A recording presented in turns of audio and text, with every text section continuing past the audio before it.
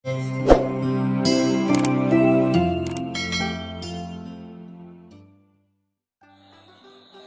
సరస్వతికి నమస్కారం.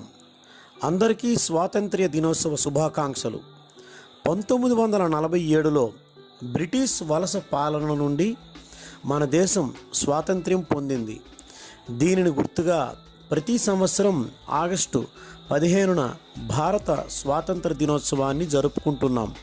ప్రతి భారతీయుడు ఆనందంగా జరుపుకునే జాతీయ పండుగ ఇది.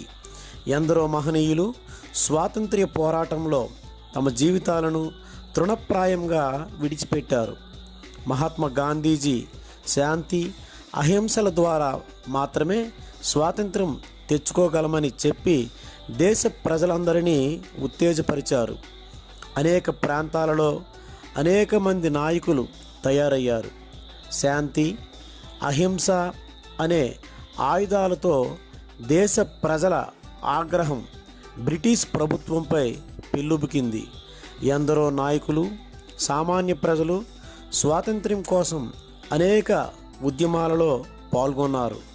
లాఠీ దెబ్బలు తిన్నారు, జైలులో మగ్గారు, ప్రాణాలను కూడా విడిచారు. అల్లూరి సీతారామరాజు, భగత్ సింగ్, మంగల్ పాండే మొదలైన వారు సాయుధ పోరాటం చేసి బ్రిటిష్ వారి గుండెల్లో రైళ్లు పరిగెత్తించారు.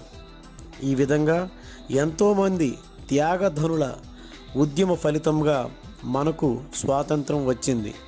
మనము ఈవేళ ఇంత స్వేచ్ఛగా ఇక్కడ సభ జరుపుకుంటున్నామంటే వారి పుణ్యమే. మన జెండా నీడలో, దేశ సార్వభౌమాధికారంలో, మన రాజ్యాంగ రక్షణలో మనం స్వేచ్ఛగా జీవిస్తున్నందుకు స్వాతంత్ర్య సమరయోధులందరికీ నివాళులర్పించి ఈ స్వాతంత్ర వేడుకలను ఆనందంగా, ఉత్సాహంగా, ఘనంగా జరుపుకుందాం.